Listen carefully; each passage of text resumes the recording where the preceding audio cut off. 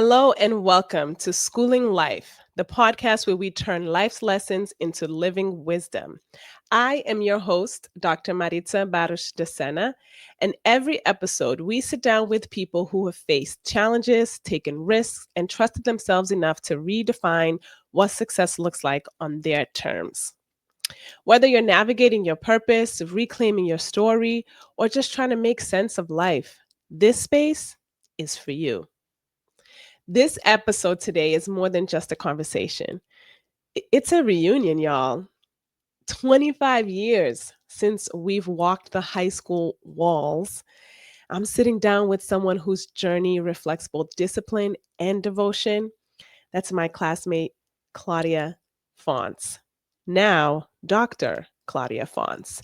She is a pediatric emergency medicine physician trained at Ross University, the University of California, San Francisco Frenzo, and fellowship trained in New York. She's now practicing in Miami, where she leads with clinical excellence and cultural care. But beyond the title of doctor, she carries a deep calling to heal not only the body, but the soul of every child and family she serves. As a proud Cape Verdean, Claudia's story reminds us that ambition has many faces and that success, even when it shines, carries responsibilities, resilience, and constant growth behind it. It might look easy, but there's nothing easy about it. This conversation isn't about perfection either, right? It's about becoming, about the climb, the valleys, and the victories. It's about self-trust that keeps us rising even when the world thinks we've arrived. So, Claudia, come on in. Let me give you an official welcome to the Schooling Life podcast. It means so much for me to have you here with us today. Hello. Hello, So happy to hello. be here. I'm so happy to have you. It's been a long time since we've seen each other in those long hallways of Brockton High School, right? For real. Yeah, you brought back the nostalgia. You said 25-year anniversary or reunion, and I'm like already thinking, wow, it's been so long. Like 25 years is crazy. It feels like not too long ago, right? It feels like you're just getting started, right? Yeah.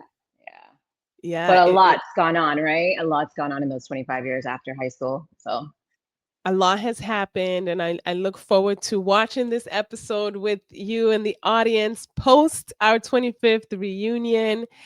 Um, yeah, our classmates will have a sneak peek into learning a little bit about what life looks like for you right now when hopefully they get the chance to chat with you. But for our audience listening, tell us what does life look like for you right now? Who is Dr. Claudia Fonts today? yeah. So at the moment, I mean, I'm excited because I'm starting my attending role as a pediatric emergency medicine physician. So after all the training, kind of like this is the moment that I've been waiting for just to actually start working. Hmm. So it's just kind of this surreal moment where now I'm like stepping into the role that I've been preparing all these years for. And I'm working at a children's hospital now that values, the population that I want to serve. So it's kind of an exciting time in my career to start, doing what I've been trained to do. So Hmm. definitely excited to be where I am right now. Okay, awesome. That's exciting, and I'm sure anxiety inducing all at the same time, but Yeah, definitely. empowering because this is what you've been training for. And I know the people whom you're going to be serving are going to be so excited to see you when they Hopefully. when they get into your spaces. But when you look back 25 years, right, Mhm. to your high school self, like what pieces of that girl still lives in you? Oh, I think, it's funny because even when you grow old, I think grow old, I mean, I shouldn't even say that. Like we're all still young, right? Yeah. But I think that pieces of that girl like never left, right? Like I think Mm. I've always been a hopeful person. I've always been a faithful person in terms of like my faith and how it, you know, how much I lean on that. So a lot of the things that I had at that point in time, the hope, the joy, a lot of those things still remain in me, but obviously have matured, right? Mhm. You learn different lessons, you grow, you kind of strip things off. And I think that for the most part, I'm still that same girl that walked through, the halls of our high school, right? Yeah. Just have a few more lessons under my belt, have matured quite a bit. Life has been hard in certain aspects, but at the foundation of who I am, I'm still that same person, I believe. Mhm, mhm. That's good, that's good. If you could look back to her and think ahead to where you are now, what's one thing you could tell her about the journey ahead? Like, what would you have told her back then? Yeah.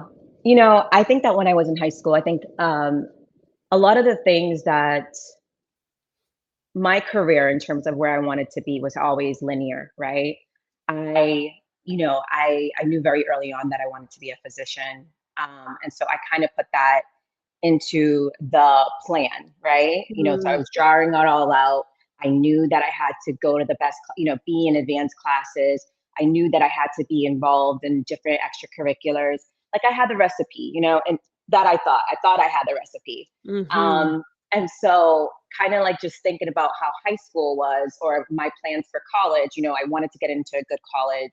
I was going to do pre-med and, you know, get all good grades and then go to medical school. But I think what I would tell that little girl or that high mhm, school student at that time is that, there are different routes to get to your goal. And mhm. just because there's a detour doesn't mean that your dream is deferred, right? I would make sure that she knew that there may be unexpected things along the way, but it will still lead to something fruitful. Yeah, So I think that's what I would probably tell her. Just, enjoy the ride and, the detours are not a setback. love that, love that. It's really powerful to see, how the girl you were still whispers, right, to the woman who you've become. Right. Let's talk a little bit about what those whispers or how those whispers turned into purpose. Um, I I want to get into a bit about because you said early on you knew this is what the path Hmm. you wanted to be on. So let's talk a Yeah. little bit about purpose and mindset. Um, Tell me when did medicine stop being like an idea and felt like this is destiny, like that, regardless of that path, this is the outcome? This is the outcome. Ooh, when did it start feeling like this is the outcome? Truth be told, I mean, there was again, there were some setbacks in the journey, right? So, going into college and having to be like pre-med during that time, I as good as a student that I was in high school, I find that like you can be a good student amongst in your high school amongst your other peers. But when I Mhm, got to my college, I had a lot of difficulty in terms of like the pre-med track, right? I didn't feel like I was prepared. I'm a first generation college student. I'm trying to go there and learn all the mhm, things that I have to learn. I'm trying to take the rigorous classes of pre-med. So I had quite a few setbacks uh, setbacks in college where I had to kind of regroup and kind of let go of the pre med route and mm, just do my undergrad, focus on that, and then eventually do a post-bacc pre-med program to try to do all the science classes to get back to the medical route, right? And with mhm, that, you may have thought, you may think just hearing that maybe, that was an easy route. It wasn't. Even after I did that and, initially try to get back into the medical swing of things, I was still, I wasn't able to kind of full blown get into medical school at that time. I think the mhm, time that it felt like, okay, I'm back on track was the acceptance into medical school because I had taken years off. I was working in business. I kind of did a lot of other things and then decided, okay, I need to get back into my medical journey. mhm, Once I got the right mentorship at that time and was guided mm, back into that medical route, I felt like right, that's when I was like, okay, that thought or that belief or that desire and dream that I had as a child is now finally happening now, because I kind of went through all these things before being set on the path for, medical school. I love that. I love that. So you've always your GPS has always sort of been set there, and in trying to navigate it was dependent on the challenges you had in front of you, Yeah. which is making me wonder, like, what are the belief systems, or like just beliefs that you had, or the mindset that carried you when the path got difficult at those turning points that you just described. Yeah. I think the belief system was that I felt like in my soul, I knew that, I felt like my purpose was in the medical field. My purpose was servanthood, in that aspect, in terms of medicine. Just Mhm. to kind of just rewind, I knew initially that I wanted to do medicine because when I was very younger, in infancy, like 6 months old, I was diagnosed with a condition called myocarditis, which is basically an inflammation of the heart muscle. Mm, So much so that it's caused by, it could be caused by a virus, whatever the case may be. It's the diagnosis that me, as a pediatric emergency medicine physician, that's a fear if that diagnosis comes through the door, because these kids are sick. They require, mhm, their hearts kind of, sometimes their hearts failing. So it's something that now, as a emergency medicine physician, like, that's a diagnosis that I have to keep on my radar in mhm, general. So this was me at 6 months old with this diagnosis, right? It caused some dysfunction in my heart, the way my heart used to pump. So while I was growing up, I was taking heart medication, like a heart medication, in order to help my heart pump effectively for my body. Um, mm, and during this time, I used to follow up at Boston Children's Hospital until I was 18 years old, mm, and during that time, I just saw how my cardiologist interacted with my immigrant parents. Right, we would go every year to our appointments. The cardiologist would be empathetic and discuss findings in a way that my parents would understand. Um, mhm, they built that relationship with us over the years. So in my diagnosis, in seeing that interaction with my physicians, I was able to kind of have this respect for clinicians, this respect for people who are caring for children. So I think that's where that desire or that dream kind of ignited. mhm. Yeah. Um, and so that's kind of just been the thing that's always fueled me, knowing that I wanted to serve in that capacity as well. So fast forward to, later down the road, just those experiences, that history, always would, ignite the fire inside of me to continue to move forward, to continue to, you know, try as hard as I could in order to reach the goal that I always had, as a child. So that's kind of like, this is the whisperings, and knowing, Mhm. like, truly believing in that was something that was placed in my heart as my purpose, my individual Yeah. purpose in this life. So it's kind of something I always felt back on. Like, I believe God gave me this purpose. And so how am I going to get there? In what capacity will I be able to serve that way? That's beautiful. And I love that the seed had been planted, but that perseverance kind of followed you, at least through high school, to giving you that solid foundation of desire. Because when you go to college, it's like 50-50, Oh, right? yeah. This is what you want to do. You get into the classrooms, or you don't get into the right program that you wanted, and you got to Yep. shift.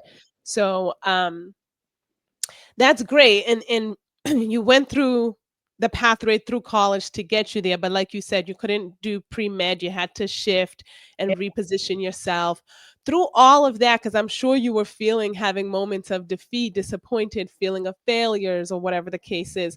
How did those experiences start to redefine or help you define what success actually looks like? So talk to me about how the definition of success shifts after you start sort of stepped deeper into your work, if that makes sense.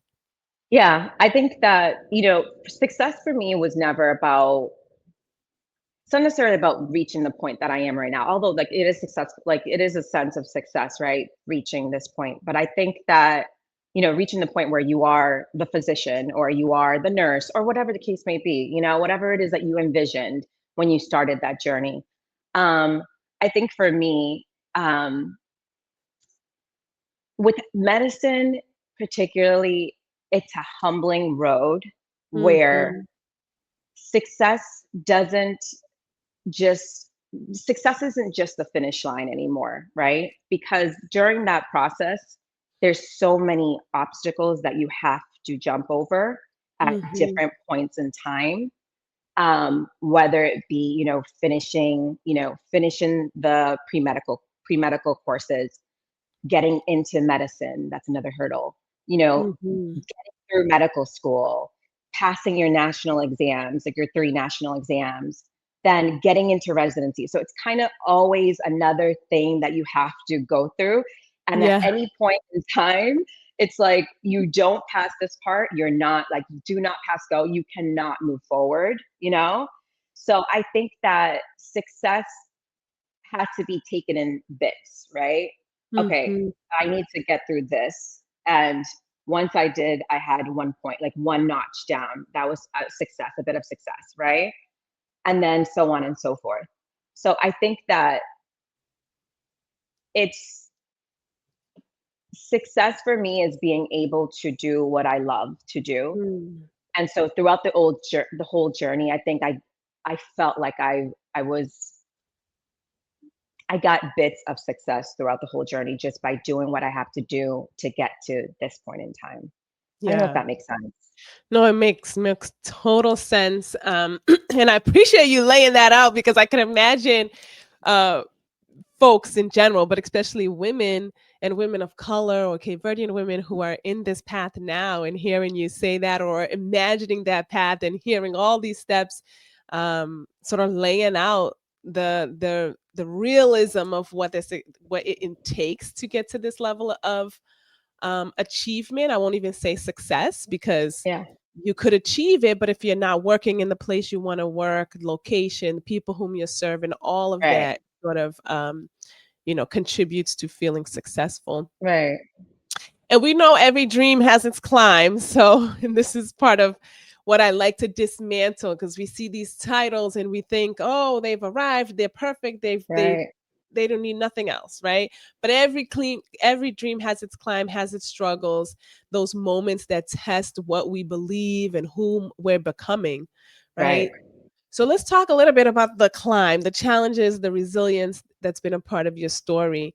Um, and you might want to take a minute to think about this because it depends on what you're willing to share with this audience. What's one moment that you're willing to share that nearly broke you, and what helped you rebuild throughout this Ooh, process?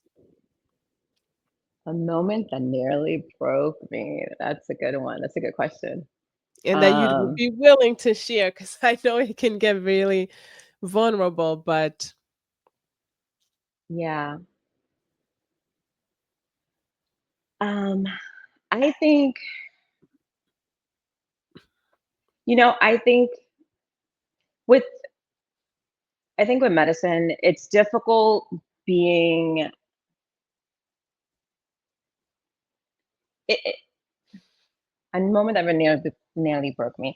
I think it's difficult. I mean, with medicine, like you said, it is a climb, and there's different. It does get lonely at times, right? It does get lonely when when you have to be away from family, and you know, um, you have to be in the books, or you know you have your clinicals and you're studying it and you're trying to do all the things and you're away from family. For example, I did medical school in Dominica, which is in the Caribbean. I did Mhm. residency in California, so I've always been away from family. I think the most challenging parts of my journey have been the times that I've um, that I couldn't be there, or I was able to be there in some capacity, but it was challenging because, for example, when my father was diagnosed with cancer and he had like a cancer. He was fighting cancer for many years. But just sometimes, luckily, it happened at times where I was able to take some time off to care for him. But Mhm. just the part of being away from him, or not not being able to be there fully, because I was, having to do whatever the case may be, like whatever courses or whatever the case may be, was Right. challenging. Luckily, I had siblings who, we all get together and we kind of, one will stay with him, take care of him, and myself, I would take time to be with him. I think that was challenging. But I will Mhm. say that my programs have all been understanding. Every time that I really needed to take actual time off to be with my father, I was able to do so. But I think that as a first, like as the oldest of five children, I naturally, innately, I'm a caring person, or I Yeah. try to take care of, my siblings and my family. And I think that just for me personally, wanting to be more present during those times, but having that responsibility of my career can be Mhm. challenging, you know? Um, Yeah. like I said, luckily I was able to navigate that and still be there for my dad, which is the biggest priority. However, it was challenging. It was challenging. Yeah, for sure. Thank you for sharing that. It really sort of like brings things into perspectives around the level of demand that Yeah. comes with this pursuit. And then I think, culturally being the first, the Hmm. oldest in your family, and being a girl too, it's a lot Yeah. of expectations around that. But you mentioned one thing to me that stood out, because I was wondering, like, how was she the first coming out of her family? She's first generation. You don't have many people to turn to and say, "Hey, this is happening. What should I do?" Or being one of few or only in your classes or in the workplace, and that Yeah. mentorship sounded to me to be really critical, as part of your Absolutely. system. Yeah, navigating. So that makes me wonder, like, how do you hold peace and power in a field that demands so much of you? And I'd expand from field, but just in all the hats that you're wearing, how do you hold peace and power amongst all this demand in your life? Yeah, I think how I hold peace and power. I mean, with peace, I will definitely say, my time and time again, my faith is my biggest place of peace. I think that my personal relationship, with God, being a Christian, that definitely is like top tier of how I hold my peace, because there's just certain Mhm. things that you're not going to be able to talk through, right? There's just no way of actually like there's just certain things in your life that's going to be like your firm foundation, right? Mhm. So how I hold my peace, my faith, my family. I have the most amazing family who've actually supported me through every step of the way and every step of the journey, and continue to root for me, in every capacity.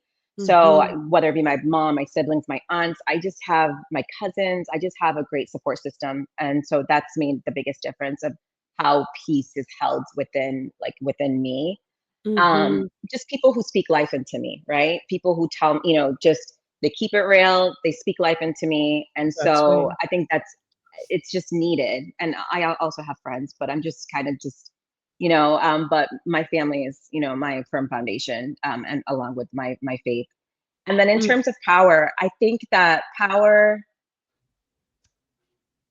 power really is giving. What makes me feel powerful is giving back.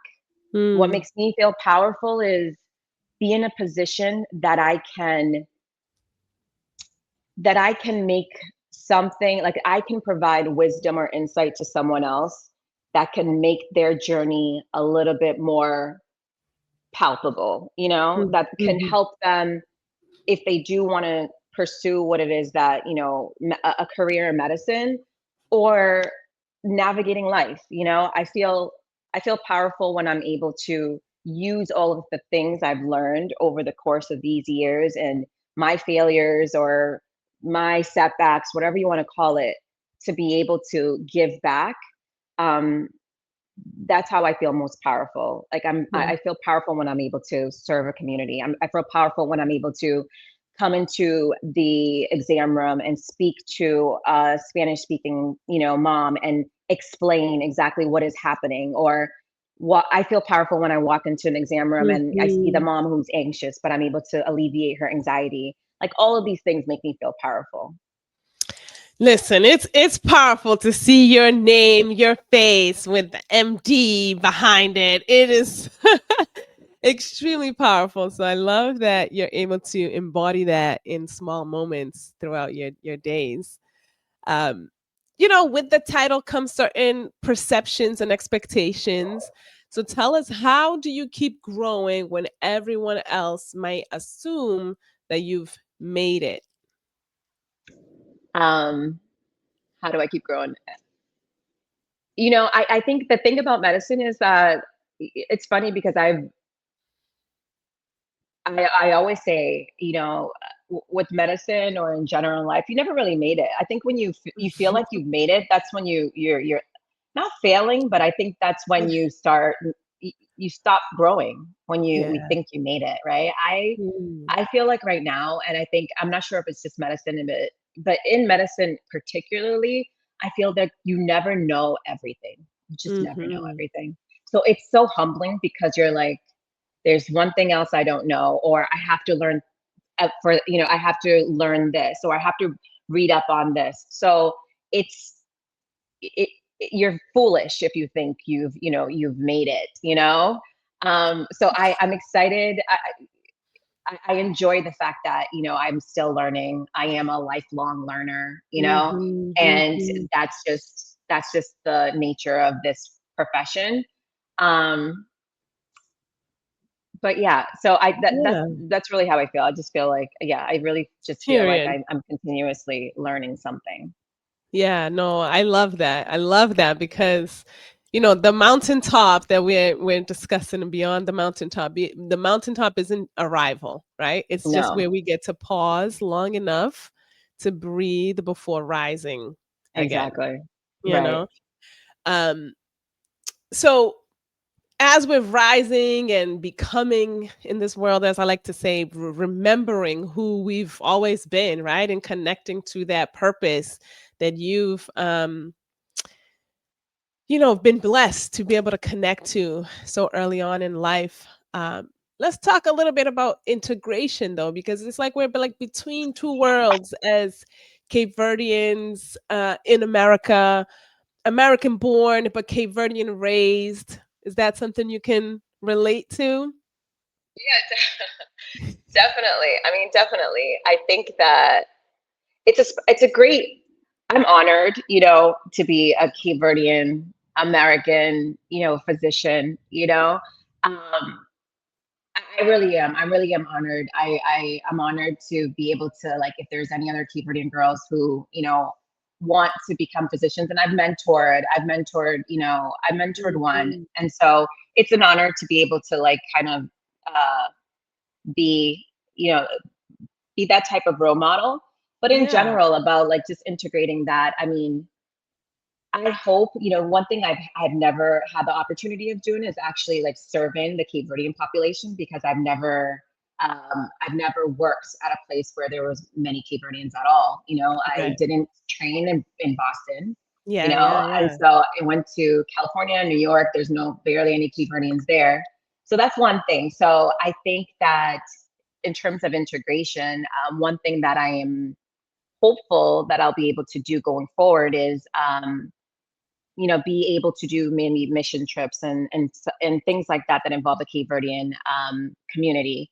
In fact, Yeah. like I'm part of a society, which is the Cape Verdean American Medical Society, where Yes. it's a whole bunch of practitioners, and the goal is giving back to our country, giving back to Cabo Verde. So Yeah. it's something that hopefully I'm able to, because I am, that's my ethnicity. I hope that one day I'll be able to really work with this organization, and even on my own, to be able to give back to like my people. Um, Yeah, yeah, totally. Because later on, we're gonna have to figure out those entrepreneurial pathways to get you directly connected to the Cape Yeah, Verdean community. But the beauty is what the rest of the world is going to be able to receive through you having that cultural integration, right? So I'm right, curious because wherever you are, regardless if you're working with Cape Verdean or not, they're going to be influenced, or your work, your practice is right. influenced, right, by your Yep, upbringing. So I'm curious, absolutely. have you noticed any ways that your Cape Verdean or African values show up in your day-to-day practice?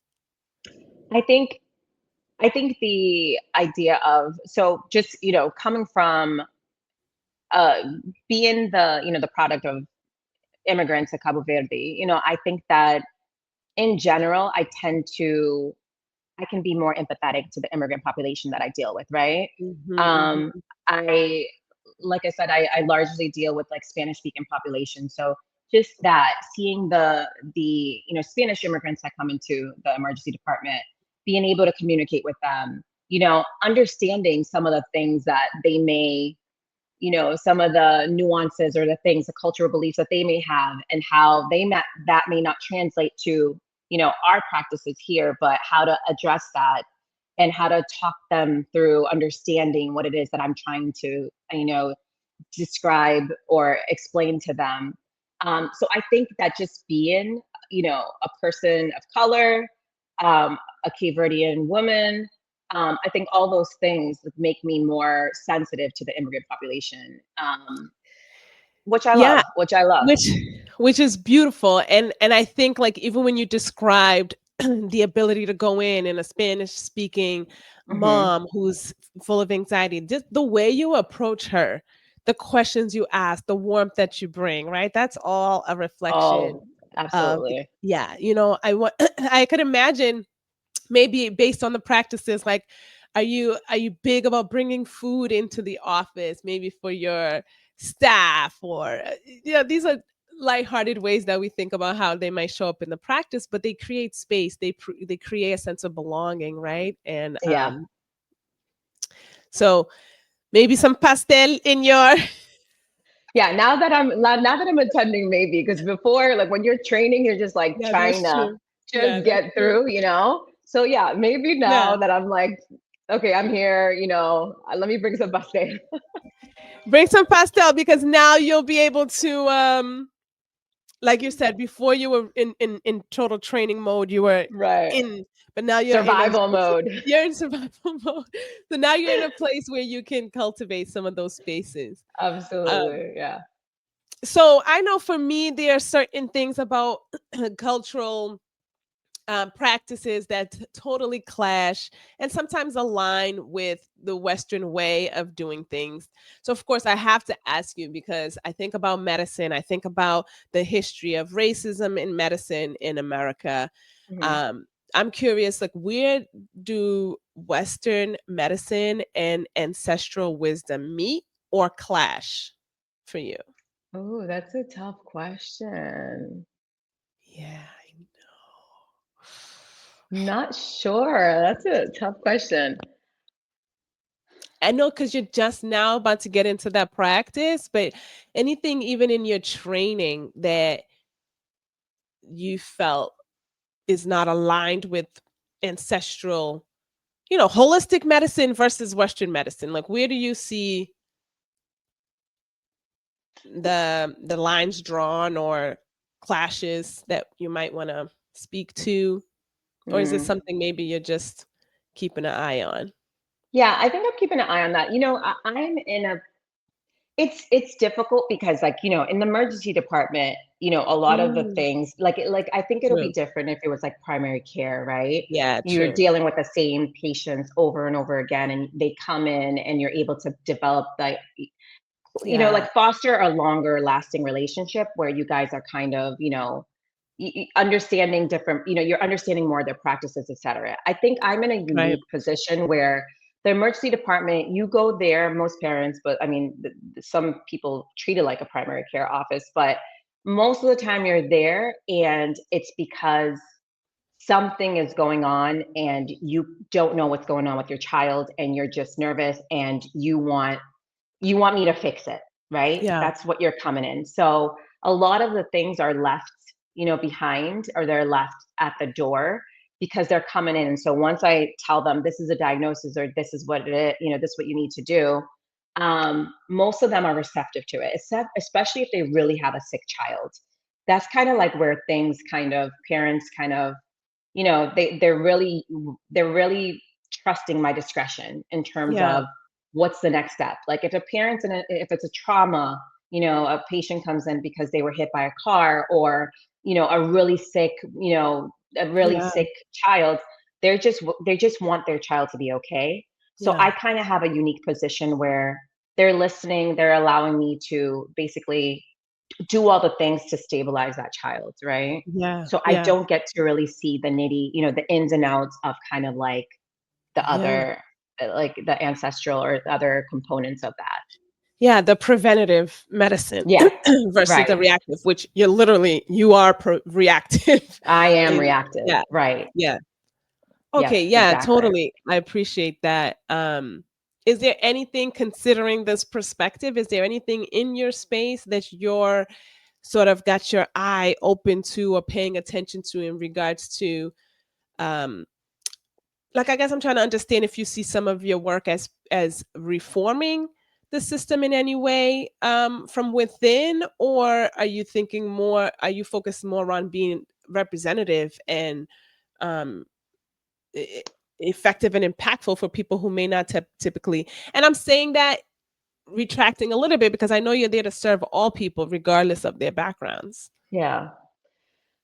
Um, okay, another tough question. I know. Um, Like I know I'll say for me going into higher ed, it was very much I wanted to obviously impact my particular workplace, but it yes. came from a place of I was a minoritized student who needed support and felt Hmm. I didn't have it. So let me go in not only to be a good representative, but to also create change Right. within those experiences. Right. Yeah, I think again, given that like right now is when I'm really starting like that attending job, and kind of having the more of an impact um at Hmm. whatever institution I am. Before it's kind of like I am being impacted, right? As a fellow, like I am still training, so I'm kind of, whatever it is that I'm going through their processes and everything. Like I'm realizing, oh, there's not diversity in this, I don't see people that look like me in this capacity. I'm kind of like pointing out those things. But I think now being able to work at an institution, I think I am representative, right? I am a person of color that's going in there. I am representative. Yeah, I don't know. I'm just kind of just taking it all in terms of just seeing what's my niche, right? Where What's where your where like I have ideas of where I want to be and what things I want to do, but at this moment I'm kind of at the beginning stages. So yeah. I'm kind of trying to like find my niche. Yeah. Right, right, and see where you may be able to make effective change and reform. Um, it's probably mostly, I'm sure, at the emergency room. It's a lot of practice. Your presence in and of itself is going to be a major change and contribution, right, to Right. the experience. So that in and of itself alone. But then hearing you talk through this is also great for perspective for audience members who are thinking about a career path in medicine that, from high school graduation to now 25 years, now you're in the game. So Right. just think about the time and investment, the preparation just to be able to be present, and Right. that's really where you are now. So I can Yeah. only imagine 10, 15, 20 years down the line, um, where systemically your thoughts and your experiences would bring you to when it comes to reform. That's a powerful thought. Yeah, absolutely. Yeah. So, wow, it's like you've done so much and you're still rising, you're still getting there, you're still establishing yourself in your niche, like you said. Yeah, absolutely. this is amazing and eye-opening. I hope for others to see that just because you have a title doesn't mean you've made it. No. Um, and I want to take us through some reflection, right? Because Hmm. there's a lot in your journey. And looking back, what would you thank your younger self for now? What would I thank my younger self for? Yeah, it's an interesting question because we can always think back to what would you say and what would you do different, but like what were you grounded in that you felt was really prominent in getting you to where you are in your journey today that you're like, thank you to my younger self. Yeah, I would thank my younger self. It's kind of, I think two things. Like I would thank my younger self for always being steadfast on her values.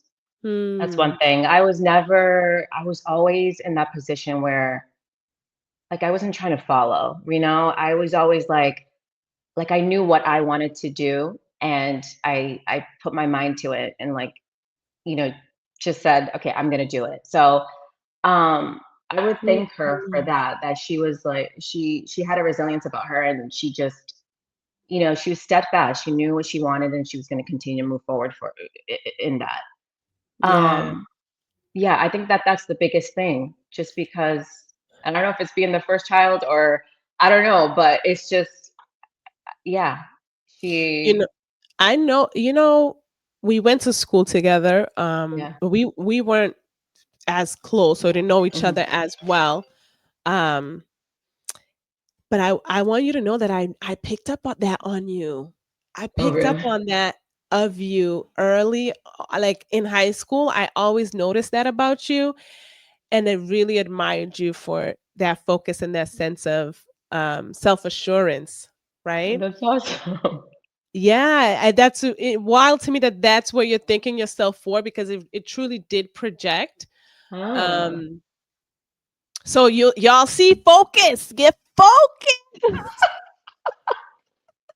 Don't follow the crowd. Don't try to follow him. Try to be a part of. Um, what do you attest that sort of certainty to from a young age? Do you connect it to your parents? Being you said maybe it's because you were the first born. Yeah. Was it my parents? I think my, you know, my parents were strict. Like growing up, you know, like I mean, my parents were strict, um, and there was just certain thing. I mean, they like things a certain way. But I think I don't know what it was exactly. I think again, I think it's just it's a goal. I had a goal, Mhm. right? And I Yeah, think that's one thing. A lot of times when kids or children or high schoolers or whatever the case may be, like those kids that you, regardless of the goal, if there's a kid that you see that has that goal in mind, and whether it be like, let's see, basketball player, those are the kids that are like in the court, you know, practicing, you know, putting their all into it, not, you know, not going with certain crowds, you know, and so yeah, I think early on, it's just like I had, you know, I was like, I had a structured upbringing, but also I had that goal, you know, that, you yeah, know, having that goal was enough to be like, okay, that's what I'm working to. This is where that's, you know, that's North Star. So that's where I'm working to. And everything else I'm going to do is going to be towards that goal because I'm going to make it to that goal, you know? yeah, So I think that's important for children, you know, knowing what it is that they're working towards. That's very important. yeah, yeah. And you had early on a lived experience that really, um, I guess, struck a chord with you in your heart and in your mind about what's valuable and important. And when you realized how hard that road was going to be, that I'm sure that could help anyone get focused, right, and Right. straighten up. Um, so that's interesting. Sometimes we have lived experiences that lead us that way, and others times we don't. Absolutely. Um, so with that said, what message would you leave to the next generation? Um, Next generation in general, but especially women and Cape Verdean girls watching your climb or up next in their climb. Like, what message would you want to leave for them? Yeah. I think my biggest message, I think, you know, you know, I think so two things. I think that it's important to know your why, right? If there is something Mm, that you're attaining, trying to attain, like what's your push? Like, what's your why? Whether it be like getting your family to a certain spot, being able to be, have financial freedom, whatever the case may be. Like, know what it is. Like, what's your why? What's going to push you? Because I will tell you, you know, not in a difficult journey, whether it be medicine or otherwise, you will come to points where you will be challenged in terms of getting to those points where it's like you feel like you're going to give up, you know? And unless you have a why, unless you have that reason that's pushing you forward, you mhm, won't make it to, it can't be just, it can't be for medicine particularly, it can't just be just money. It can't be just making it like to this point. It has to be something bigger that leads you past those difficult, lonely times, right? Or mhm. those challenges. There has to be a bigger purpose.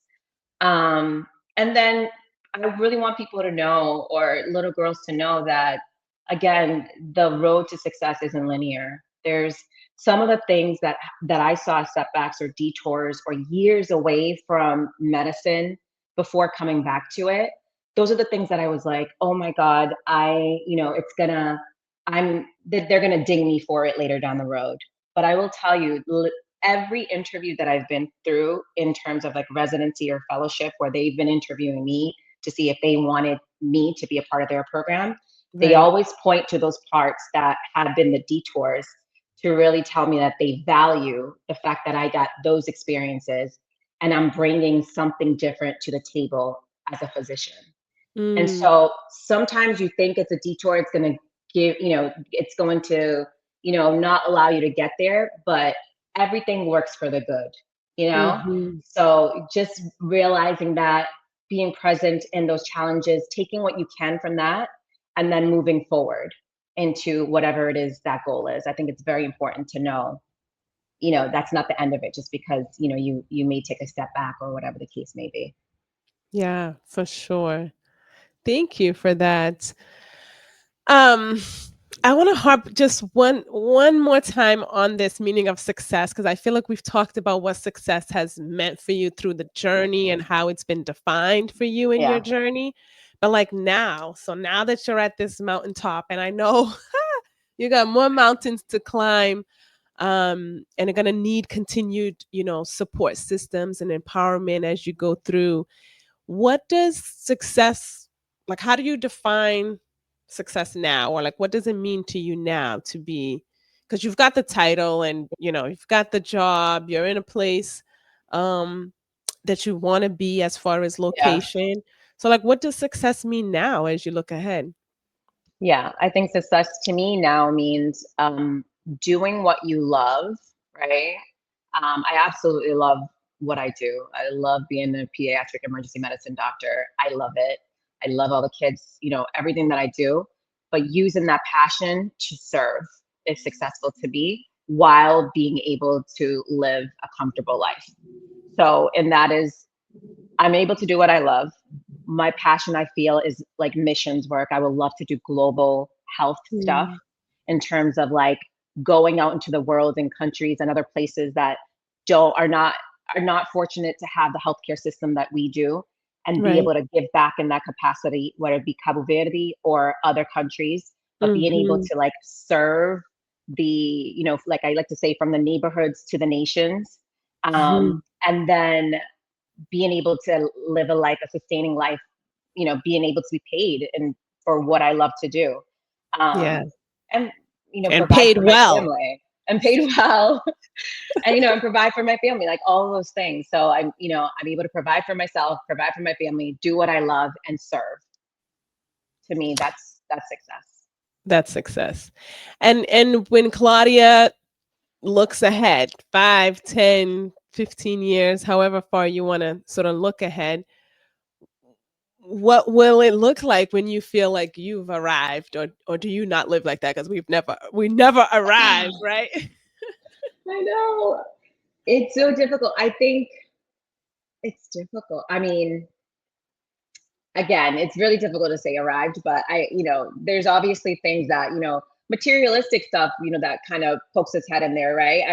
There's certain things that I haven't been able to do my whole life because I've been in medicine, right? So Yeah. medicine comes with sacrificing a lot of those Sacrifice. things, right? You're sacrificing. You're not buying a house when you have loans, right? You're not doing. You may put like certain things aside, in terms of like personal life. So there's certain things that I would like to, start doing, but being financially, set, it's hard when you're, again, loans. If you're going through the training, you have your loans or whatever the case may be. So I think being Mhm. successful is kind of, being able to tackle those things, but be in a place where you're living, you're living comfortably, and again, doing all the things that I said, doing what you love, and serving, etc. Um, but yeah, and it doesn't take much, I don't think, but I'm not trying to be a millionaire or whatever the case may be. It's really simple, like, live a life where I'm joyful and I'm happy. Yeah, an abundant life, and whatever that number Hmm. it is what it Exactly. is. We don't have to Exactly. have society determine what those numbers are. Absolutely Um, not. but I really appreciate you naming that, because that's the perception a lot of the times. You've got the title, you got the letters, you've got the career, so you've got it all together. But when we think about our whole selves and our life in a holistic manner, there are many more areas that still Absolutely. need your attention, and 100%. um, yeah, intentional sort of cultivation, because you've been putting a lot of time into this particular path with your career. Right. And like you said, that sacrifice didn't come easy. So now you have the opportunity to sort of build up the aesthetics of your life. Absolutely. Yeah. Exactly. Well said. No, that's beautiful. That's beautiful. We watching the glow up. We're gonna wait for it. I feel like that's what you're letting me know. And I love that your glow Hilarious. up comes through servitude. So you don't have to have guilt or shame or anything in what you do for yourself, because you are pouring into yourself so much so that you can overflow. Your intention is to overflow into others. Amen. So Yes. God Yes. and the universe will bless you with all that Yes. you need and desire. So I love this. This is a perfect note to end this season of Schooling Life, where we remember that alignment, not applause, is what keeps us whole. Oh, I like that. That's Yes. good. That's good. Alignment, alignment, alignment. You keep talking about that in different ways. It's not about the applause, even though we are applauding you from very far. We get so excited when we see your face in these spaces, and I'm so grateful that the folks in Miami are going to be able to experience you. You speak Spanish as well, so right? Did you mention that? Are you? I didn't know you were. Are you fluent in Spanish as well? I'm not. Well, you know what? I took French in high school because I was like, again, I wanted to be Doing different. I was like, I'm not taking Spanish. I'm taking French. I never used that French at all. at all, Um, right? but I took like some of Spanish in college, so like I have enough Spanish that I'm able to like communicate with my patients, and it makes Yeah, all the difference. It saves me all so the much difference. time not Yeah, having to use a like yeah. so. No, Yeah, that's perfect. And then I'm super excited for the Cape Verdean Medical Society and that definitely, organization having you on board. There's a lot of absolutely, great things coming in the future. And yeah, hey, maybe we can tap into a conversation in the future to see what are the types of things you're learning and seeing, and definitely. keeping myself focused on the fact that you're in emergency pediatrics. So again, a very specific and unique area. And medicine in America, man, there's a lot of work to be done. A So lot, for that as well, I'm excited to see the retrospective um, sort of take you'll have in the future as to right? what can be improved, even Absolutely. at the emergency level. But Claudia, Dr. Fonts, Thank you so much for your honesty, your brilliance, and for reminding us that leadership is also about liberation. To everyone listening, success isn't a destination. Okay, I think we've definitely got that in our conversation today. It's a rhythm built on belief, courage, and self trust. And Claudia has definitely held on to those three components, and it's showing very clearly in her results, if you will. So keep redefining what thriving looks like for you. Keep climbing, keep softening, and keep becoming because you are remembering who you are. You are not broken. You are perfect as you are. I am your host, Dr. Maritza Baruch de Sena, and this has been The Climb Beyond the Mountaintop, the season one finale of Schooln Life. Thank you for listening and for walking this journey with us. Thank you, Claudia, for joining us.